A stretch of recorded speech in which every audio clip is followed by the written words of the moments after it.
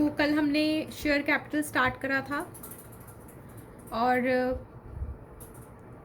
कल theory part start करा था और थ्योरी आपने बहुत अच्छे से डिटेल से करनी है क्योंकि MCQs आने हैं और इसमें छोटे छोटे पॉइंट्स बहुत सारे हैं। तो कल हमने कंपनी क्या है एंड कंपनी एंड पार्टनरशिप के बीच में difference and kinds of companies. तो 3 कंपनीज थी हमारी, 1 person company, public company and private company. तो 3 कंपनीज के बारे में पढ़ा था। नेक्स्ट हमारा है incorporation of a company. Incorporation of a company,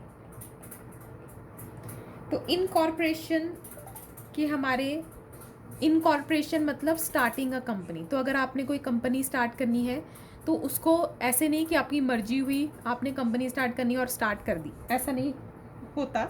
इसके लिए कुछ फॉर्मेलिटीज़ होती है क्योंकि company is created by law.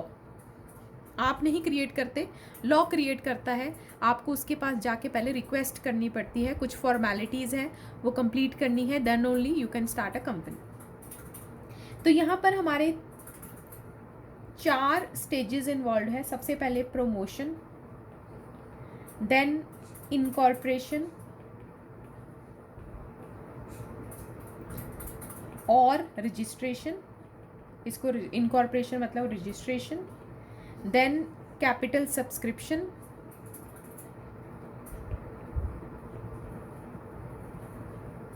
And then commencement मतलब स्टार्ट। कमेंसमेंट मतलब स्टार्ट। तो यहाँ पर सबसे पहला है प्रमोशन। प्रमोशन कौन करता है? Bye promoters. प्रोमोटर्स कौन होते हैं? Who gets the idea to start a business. तो किसी के दिमाग में आइडिया आया कि ये बिजनेस स्टार्ट करते हैं, तो वो जो स्टार्ट करता है, जिसके जो फर्स्ट इनिशिएट लेता है, सारी फॉर्मेलिटीज़ कंप्लीट करता है, उस कंपनी को खड़ा करता है, तो वो प्रमोटर होता है। तो प्रमोटर की कोई अलग से डेफिनेशन नहीं है, बस जो कंपनी को स्टार्ट करने में हेल्प करता है वो ही प्रमोटर है। तो first stage of companies incorporation, a person और group of person agree to start business in the form of a company. तो जो कंपनी को स्टार्ट करता है, तो यहाँ पे आपको करना है बाय प्रमोटर। तो प्रमोटर स्टार्ट करते हैं। देन उसके बाद आपने बिजनेस स्टार्ट कर लिया, अब उसके बाद उसकी इनकॉर्पोरेशन मतलब रजिस्ट्रेशन करानी है। तो रजिस्ट्रेशन के लिए आपको प्रोसीजर फॉलो करना पड़ता है, बाय फॉलोइंग प्रोसीजर, जो भी कंपनीज एक्ट में लिखा है, ठीक है। फिर उसके लिए आपको name of the company approve कराना पड़ता है फ्रॉम रजिस्ट्रार। अब आप कंपनी खोल रहे हो, ठीक है, तो आपको उसका नाम सोचना पड़ता है कि किस नाम से हम कंपनी चलाएंगे। Then memorandum of association, articles of association and consents of directors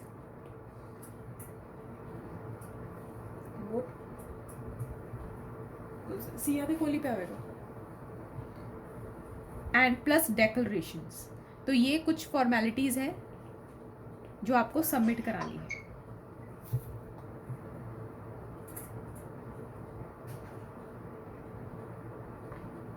the registrar of company there after issues, and then last में क्या होता है, जो रजिस्ट्रार है इशूज सर्टिफिकेट ऑफ इनकॉर्पोरेशन। वैसे तो मेरे हिसाब से ये अनइम्पॉर्टेंट टॉपिक है, बस मोटे मोटे पॉइंट से याद रख लेना कि इसके बीच में हमने क्या पढ़ा है। जैसे मैंने आपको बीच में मोटे मोटे पॉइंट्स बता दिए, ठीक है। प्रमोशन कौन करता है? प्रमोटर्स। इनकॉर्पोरेशन और रजिस्ट्रेशन के लिए आपको प्रोसीजर फॉलो करना है, और प्रोसीजर में पहले आपको नेम अप्रूव कराना है रजिस्ट्रार से, और फिर डॉक्यूमेंट सबमिट कराने हैं। कौन कौन से हैं? Memorandum of association, article of association, consent forms and declarations. And then last में जब आप सारा चीज़ें सबमिट करा दोगे तो जो रजिस्ट्रार है वो आपको सर्टिफिकेट ऑफ इनकॉर्पोरेशन सबमिट कर देगा, ठीक है, और आपकी कंपनी स्टार्ट हो जाएगी। और आपकी company then capital subscription and commencement of business. Company has to obtain commencement of business certificates. आपको within 180 days of its incorporation commence करना है अपना तो जब आपने इनकॉर्पोरेशन, यहाँ पे जो आपको सर्टिफिकेट मिला था, सर्टिफिकेट ऑफ इनकॉर्पोरेशन, इसके विद इन 180 डेज आपको अपना बिजनेस स्टार्ट करना है, ठीक है। Company has to submit a declaration to that every subscriber to MOI has paid the value of share, plus जो सब्सक्राइबर्स हैं आपको बताना है, जो subscribers of memorandum of association है has paid their share amount. And last is prospectus and commencement इसके साथ ही है, ठीक है। तो 180 डेज के अंदर आपको कमेंस करना है, ठीक है। तो ये बस 4 स्टेप्स हैं, तो इसमें जो मैंने मोटे मोटे पॉइंट्स लिखे हैं बस उतना की याद कर लेना, ज़्यादा डिटेल करने की ज़रूरत नहीं है। तो ये आपके स्टेप्स हैं इनकॉर्पोरेशन ऑफ अ कंपनी के। अब नेक्स्ट है प्रॉस्पेक्टस।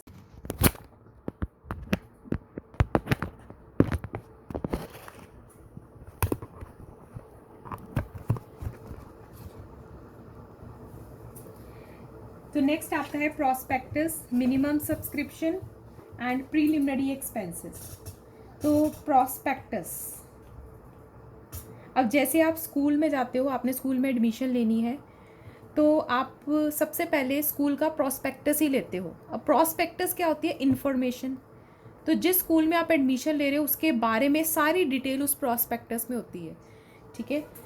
तो ऐसे ही कंपनीज़ ने जब अपने शेयर्स इशू करने होते हैं लोगों को, तो लोग ऐसे ही कंपनीज़ के शेयर नहीं खरीद लेते जब तक कि उनको पूरी कंपनी की डिटेल ना पता हो, ठीक है, कि वो कब से हैं, कैसे, कितने अच्छे चल रहे हैं, उनकी पोजीशन क्या है। तो इसलिए वो उनका प्रॉस्पेक्टस खरीदते हैं। तो पब्लिक कंपनी, हमेशा पब्लिक कंपनी ही प्रॉस्पेक्टस इशू करेगी, क्योंकि प्राइवेट कंपनी तो शेयर्स इशू कर ही नहीं सकती। तो हमेशा पब्लिक कंपनीज, ये बहुत ध्यान रखना है, हमेशा पब्लिक कंपनीज ही प्रॉस्पेक्टस इशू करती है, not private companies.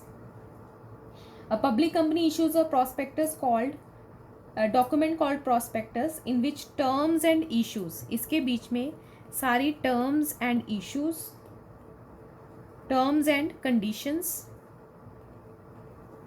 Of the issue, जो भी उन्होंने शेयर्स इशू करने हैं उसकी terms and conditions are stated, ठीक है। Prospectus means any document issued as a prospectus. तो प्रॉस्पेक्टस कोई फॉर्मेट नहीं है, जो भी एक, इवन अगर आप नोटिस भी देते हो पेज के ऊपर, ठीक है, जैसे पैम्पलेट्स हो गया, तो वो भी एक प्रॉस्पेक्टस माना जाएगा। मतलब एक सर्कुलेशन ऑफ इंफॉर्मेशन है, ठीक है, जैसे मर्जी आप दे सकते हो। तो इसका कोई वो पर्टिकुलर वो नहीं है, फॉर्मेट नहीं है, टेबल नहीं है। तो means any document described or issued as a prospectus includes a, और इसमें इट इंक्लूड्स, ये बहुत थोड़े एडवांस लेवल के टर्म्स हैं, लेकिन आपको इतनी डेप्थ में जाने की ज़रूरत नहीं है। तो रेड हेरिंग शेल्फ प्रॉस्पेक्टस भी इसी के ही नाम है, तो बस इसको नाम याद कर लो, ज़्यादा डिटेल में जाने की ज़रूरत नहीं है, ठीक है। तो कोई भी नोटिस, सर्कुलर, एडवर्टीजमेंट, डॉक्यूमेंट जो भी आप इशू करोगे प्रॉस्पेक्टस के नाम पर, वो प्रॉस्पेक्टस ही कहलाएगा, ठीक है। उसमें बस आपकी सारी terms and conditions of the issue होनी चाहिए। तो ऐसी कोई भी चीज़, ऐसा कोई भी डॉक्यूमेंट प्रॉस्पेक्टस कहलाता है। And next is minimum subscription. Minimum subscription बहुत इंपॉर्टेंट है। Minimum subscription is very important. इसके लिए पहले मुझे आपको बताना पड़ेगा कि क्या होता क्या है। अब एक कंपनी है, कंपनी ने पैसे चाहिए कंपनी को, पब्लिक कंपनी को, प्राइवेट कंपनी की बात मैं नहीं करूँगी क्योंकि ये सारा चैप्टर पब्लिक कंपनी के ऊपर है, प्राइवेट कंपनी के ऊपर नहीं है। पब्लिक कंपनी को पैसे चाहिए 10 लाख रुपया, 10 लाख रुपया उसको चाहिए, और वो क्या करता है, शेयर्स इशू करता है 1 लाख के, जिसकी वैल्यू है 10 रुपया। तो इस चैप्टर की मैं आपको यहाँ पे इंट्रोडक्शन दे रही हूँ कि ये चैप्टर है क्या।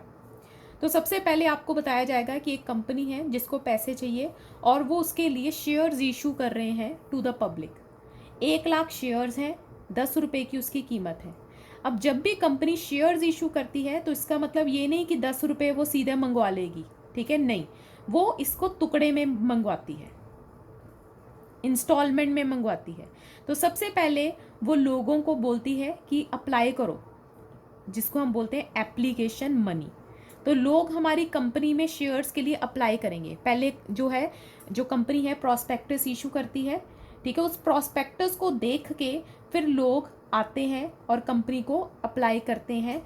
जैसे हम एडमिशन लेने के लिए स्कूल कॉलेजेस के फॉर्म्स भरते हैं और वहाँ पर कुछ पेमेंट हमें करनी पड़ती है। तो हमने यहाँ पर एप्लीकेशन मनी की कीमत रखी है 2 रुपया।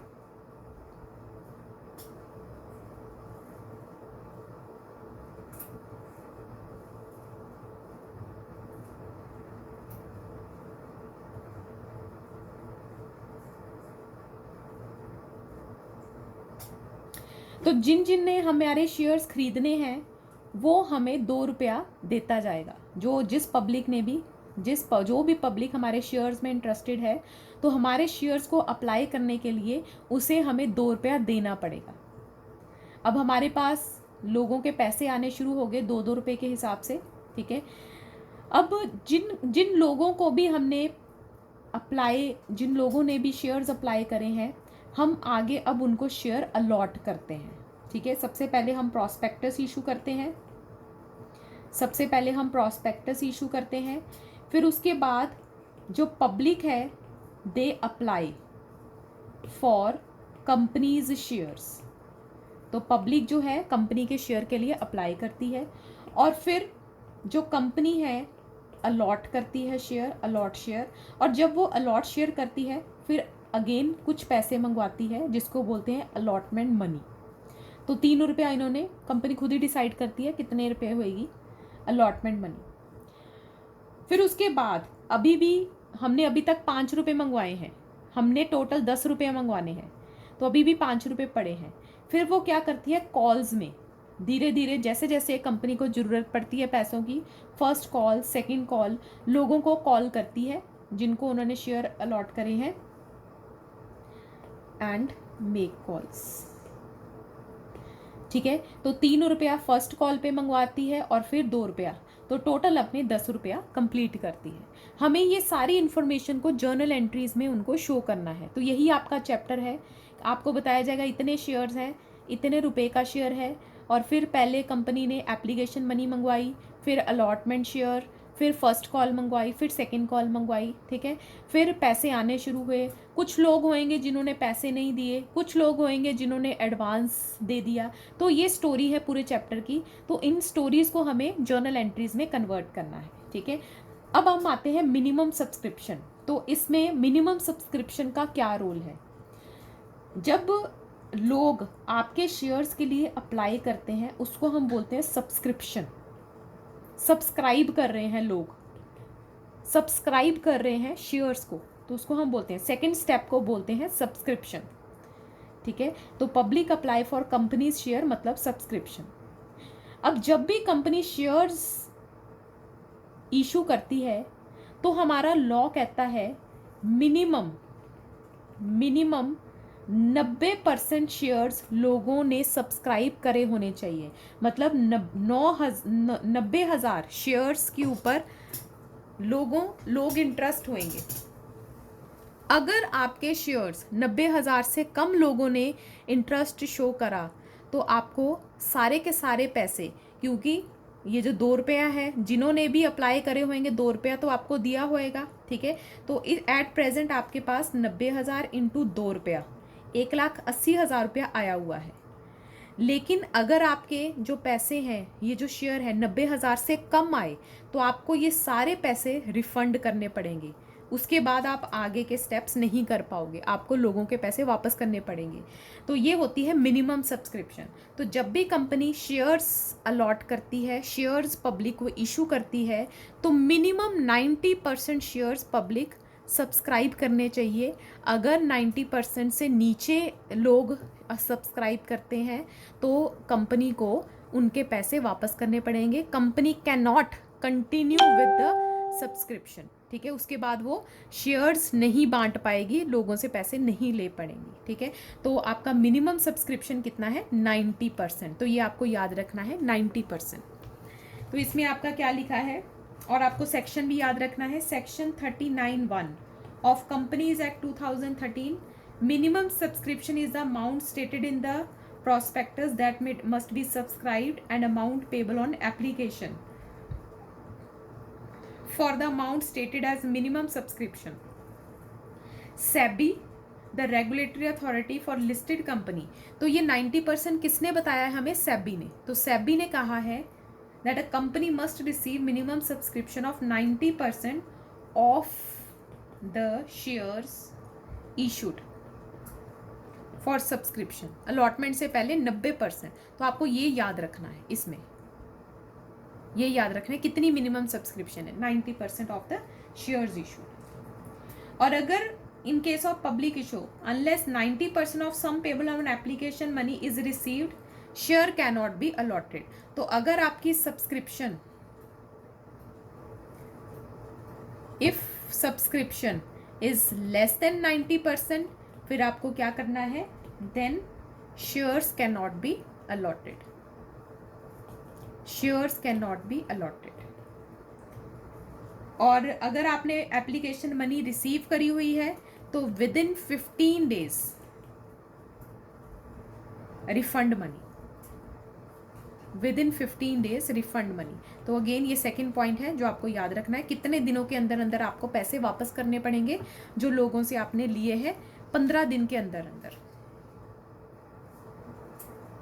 If 1 lakh shares are there, therefore there are 1 lakh members. Yes, जरूरी नहीं है 1 लाख मेंबर्स हो. कई बार एक ही पर्सन ने 5000 शेयर्स ले लिए तो वो सिंगल ओनर हो जाएगा 5000 शेयर्स का. तो जितने शेयर्स हैं उतने ही मेंबर्स होंगे. इतना ये कोई ज़रूरी नहीं है, क्योंकि single person can be owner of multiple shares. तो है तो वो एक ही मेंबर है ना, लेकिन उसके पास शेयर्स बहुत ज़्यादा है.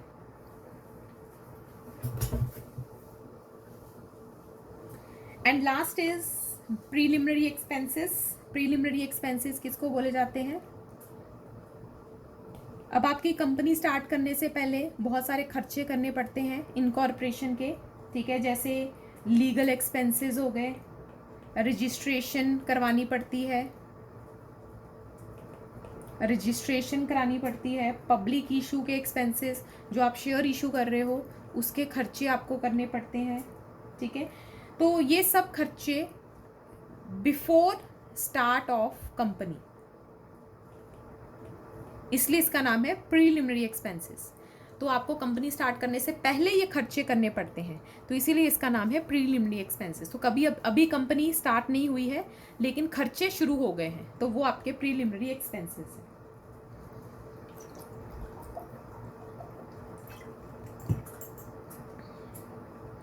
नेक्स्ट इज शेयर कैपिटल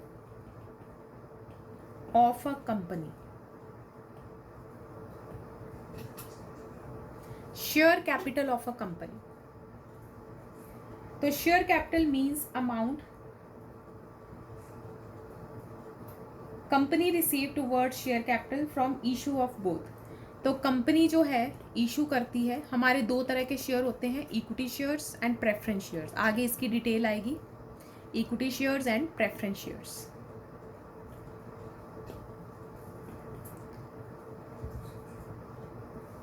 ठीक है, तो इसमें से जो अमाउंट रिसीव होएगी, इनको इशू करके जो अमाउंट रिसीव होएगी वो आपकी क्या है? Share capital.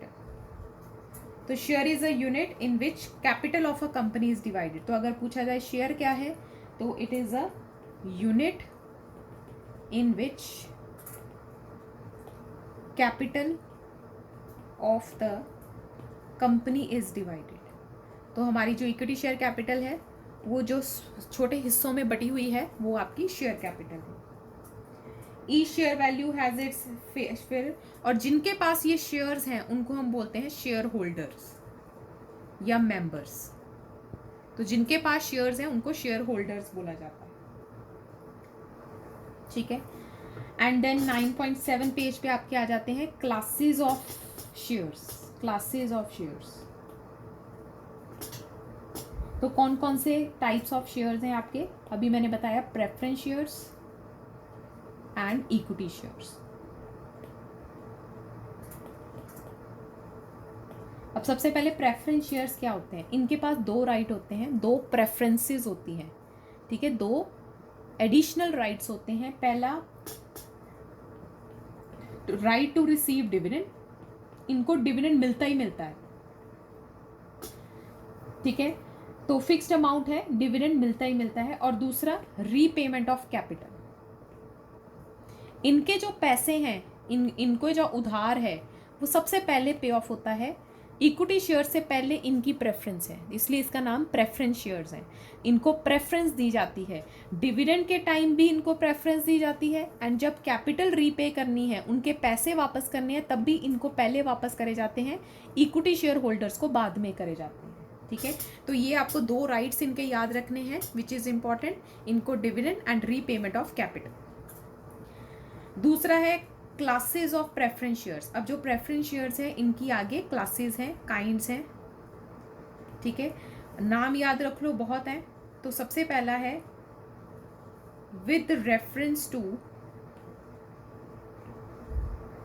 डिविडेंड। अब डिविडेंड के इनके हैं cumulative, non cumulative. Cumulative dividend मतलब अगर एक साल में डिविडेंड नहीं मिला तो अगले साल मिल जाएगा, एरियर्स हो सकते हैं, लेकिन नॉन क्यूमुलेटिव में एरियर नहीं हो सकते। आपको इस साल का डिविडेंड इस साल देना ही देना है, चाहे लॉस क्यों ना आ जाए, ठीक है। तो यहाँ पे क्यूमुलेटिव में एरियर हो सकते हैं, लेकिन ये नहीं कि डिविडेंड देना ही नहीं है, अगले साल दे दो, उससे अगले साल दे दो, तो इकट्ठा करते जाओ। लेकिन नॉन क्यूमुलेटिव में आपको नहीं, अगर चाहे लॉस क्यों ना आ जाए, तो मतलब ये चार्ज है, देने ही देने हैं, तो चाहे लॉस क्यों ना आ जाए।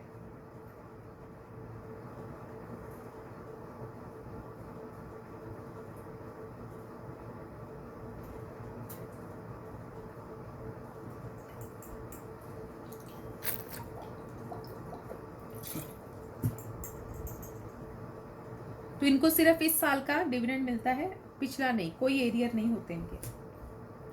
सेकंड है with reference to participation in surplus profit. तो क्या इनको प्रॉफिट में हिस्सा मिलता है? तो पहला है पार्टिसिपेटिंग, दूसरा है नॉन पार्टिसिपेटिंग। तो जो पार्टिसिपेटिंग है उनको हिस्सा मिलता है, और जो नॉन पार्टिसिपेटिंग है उनको प्रॉफिट्स में हिस्सा नहीं मिलता, ठीक है। तो जो भी प्रॉफिट्स बचते हैं, जैसे लास्ट में आपका नेट प्रॉफिट आता है, उसमें उनको हिस्सा मिलता है कि नहीं? तो पार्टिसिपेटिंग वालों को मिलता है, नॉन पार्टिसिपेटिंग को नहीं मिलता। Next is convertibility.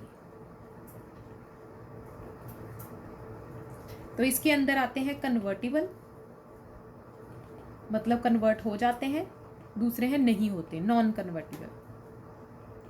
कहाँ किस में कन्वर्ट होंगे? Into equity share. तो ये इक्विटी शेयर में कन्वर्ट हो सकते हैं, लेकिन ये नहीं हो सकते, नॉन कन्वर्टिबल नहीं हो सकते। And then with reference to redemption, redemption के अंदर रिडीमेबल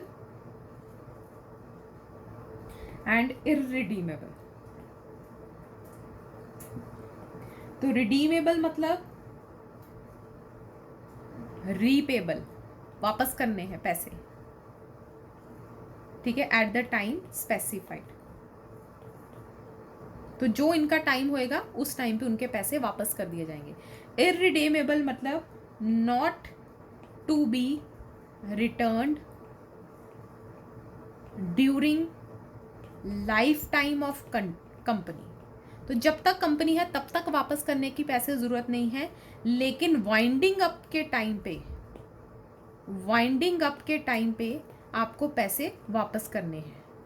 जब कंपनी ख़त्म होगी तो सबसे पहले इनके पैसे वापस करने हैं। तो ये है आपका।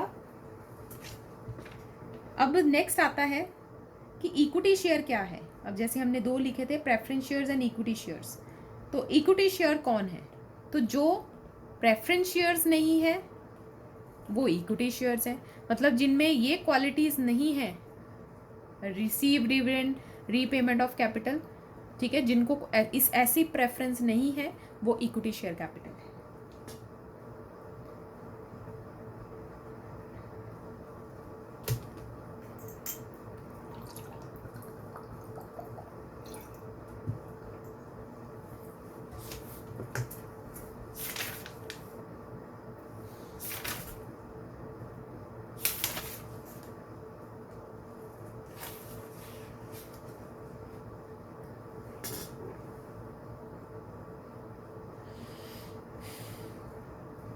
तो लास्ट इसमें थ्योरी का पार्ट है, लास्ट थ्योरी पार्ट है difference between preference shares and equity shares. Equity share and preference shares में क्या फ़र्क है? तो सबसे पहले है डिविडेंड। तो इसको तो मिलता ही मिलता है, इनको चाहे मिले और मे नॉट, तो कोई कंपल्शन नहीं है, ठीक है। सेकंड है रेट ऑफ डिविडेंड, इनका फिक्स्ड होता है क्योंकि इनको मिलना ही मिलना है, तो इसलिए पहले से ही डिसाइडेड होता है। तो ये फ्लोटिंग है, नॉट फिक्स्ड, तो ये चेंज होता रहता है depending upon the situation of a company. Company अच्छी चल रही है तो मिल जाएगा, नहीं चल रही तो नहीं मिलेगा। एरियर्स, प्रेफरेंस शेयर्स को मिलते हैं, इनको एरियर्स नहीं मिलते, तो इस साल कुछ बचेगा तो मिल जाएगा, नहीं तो नहीं। कन्वर्टिबिलिटी, ये कन्वर्ट हो जाते हैं लेकिन ये नहीं, क्योंकि ये सबसे ऊपर वाले शेयर्स हैं तो ये नीचे नहीं जा सकते, प्रेफरेंस शेयर्स में कन्वर्ट नहीं हो सकते। रिडम्पशन ऑन ड्यू डेट, जब टाइम आएगा इनके करने पड़ेंगे, और इनकी रिडम्पशन बायबैक हो सकती है। बायबैक मतलब आप मार्केट में जाके अपने शेयर्स खरीद सकते हो, कंपनी कई बार मार्केट में जाके अपने शेयर्स खरीद लेती है एक नॉर्मल कस्टमर की तरह, लेकिन वैसे वो रिडीम नहीं कर पाती। इक्विटी शेयर्स रिडीम नहीं होते, इक्विटी शेयर सिर्फ बाइंडिंग अप के टाइम पे ही पैसे वापस किए करे जाते हैं, वो भी सब कुछ पे ऑफ करने के बाद अगर कुछ बचेगा तो ये सिर्फ बायबैक हो सकते हैं। अगर कंपनी अपने शेयर वापस लेना चाहती है तो उसको मार्केट में जाके खरीदने पड़ते हैं as a normal customer market rate पर। Next is voting right. Preference shares को वोटिंग राइट ज़्यादा नहीं मिलते, सिर्फ स्पेशल सर्कमस्टेंसेज में ही मिलते हैं, जब उनके राइट्स इन्वॉल्व होते हैं तभी उनको वोटिंग राइट्स मिलते हैं, लेकिन जो इक्विटी शेयर्स हैं इनको वोटिंग राइट मिलते ही मिलते हैं। Next is repayment of capital.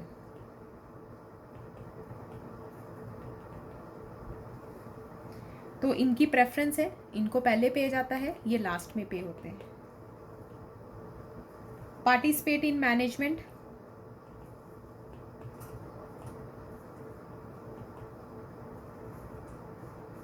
इनका कोई राइट नहीं होता, लेकिन इक्विटी शेयर्स मैनेजमेंट में पार्टिसिपेट करते हैं, इनको पूरा ध्यान रखा जाता है इनका। तो ये था आपका थ्योरी पार्ट। अब हम थोड़ा सा प्रैक्टिकल पार्ट की तरफ चलते हैं। बैलेंस शीट, क्योंकि इस चैप्टर में आपको बैलेंस शीट भी इम्पॉर्टेंट है, बैलेंस शीट भी पूछी जा सकती है। बैलेंस शीट में शेयर कैपिटल के अंदर, बैलेंस शीट में शेयर होल्डर फंड्स के अंदर, मैंने आपको हेड सब हेड चैप्टर करवाया था 3rd बुक में से, शेयर होल्डर फंड के अंदर सबसे पहले शेयर कैपिटल आती है, हेड। तो ये हेड था आपका शेयर होल्डर फंड, और इसके अंदर सब हेड था शेयर कैपिटल। और शेयर कैपिटल के अंदर हमने क्या पढ़ा था? Authorised share capital,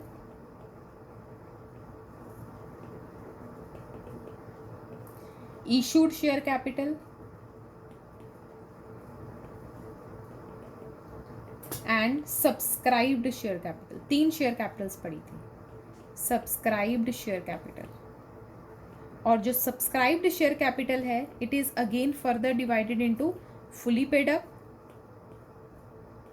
and not fully paid up. सिर्फ मैं आपको फॉर्मेट बनवा रही हूँ, ठीक है, इसकी डिटेल हम जब क्वेश्चन करेंगे तब आपको समझ आएगी। तो ऑथराइज्ड शेयर कैपिटल क्या होती है? Authorised share capital is a, इसको हम रजिस्टर्ड कैपिटल भी बोलते हैं,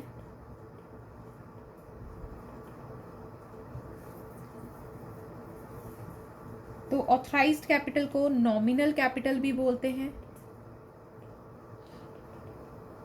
तो it is a minimum capital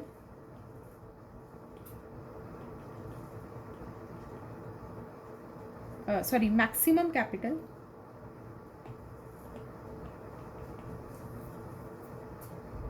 that can be issued for subscription। तो जब भी कंपनी स्टार्ट होती है तो उसको पहले ही डिसाइड करना पड़ता है कि मैं लोगों से मैक्सिमम कितने पैसे लूँगा, तो उसको अपनी अपर लिमिट तो उसने कहा मैं 2 करोड़ तक लोगों से उधार ले सकता हूँ। तो मैक्सिमम कैपिटल वो कितनी लोगों को इशू कर सकता है, वो है ऑथराइज शेयर कैपिटल। तो authorise capital is stated in memorandum and is maximum amount that a company can issue for subscription. ठीक है, अब उसके बाद आती है इशूड शेयर कैपिटल। अब इशूड शेयर कैपिटल कौन सी है? Capital it is part of authorised share capital. तो अब अगर कंपनी ने कहा है कि मैं 2 करोड़ लोगों से ले सकता हूं, तो इसका मतलब ये नहीं कि वो पहली बार में ही 2 करोड़ ले लेगा, ये धीरे धीरे करके ले सकता है। ठीक है, तो पहली बार में 10 लाख ले लिए, फिर 50 लाख ले लिए, लेकिन ये कभी भी 2 करोड़ से ऊपर नहीं जा सकता। 2 करोड़ से नीचे इशू करेगा कैपिटल, लेकिन 2 करोड़ से ऊपर नहीं जा सकता। तो part of authorised capital issued to public, तो ये part of authorised share capital है। तो it can not be more than authorised share capital, authorised capital से ऊपर नहीं जा सकती है। And last is subscribe. Subscribe मैंने बताया था पब्लिक ने कितना सब्सक्राइब करा। अब आपने तो इशू कर दी, लेकिन क्या लोग इंटरेस्टेड है आपकी शेयर कैपिटल में कि नहीं? तो पब्लिक कितना सब्सक्राइब करेगी। तो part of capital which is subscribed by member, तो part of capital which is subscribed by public, तो लोगों ने कितने आपके लिए शेयर्स सब्सक्राइब्ड बाय पब्लिक। तो ये 3 शेयर कैपिटल्स हैं आपकी। ठीक है, तो जब हम क्वेश्चन करेंगे तो साथ साथ में आपको बैलेंस शीट्स भी बनवाऊंगी। तो आज के लिए इतना ही बहुत है। ठीक है, बाकी हम कल इसका प्रैक्टिकल पार्ट स्टार्ट करेंगे, जर्नल एंट्री स्टार्ट करेंगे। अगर यहाँ तक किसी को डाउट है तो आप पूछ सकते हो। एनी डाउट, कुछ ना समझ आया हो?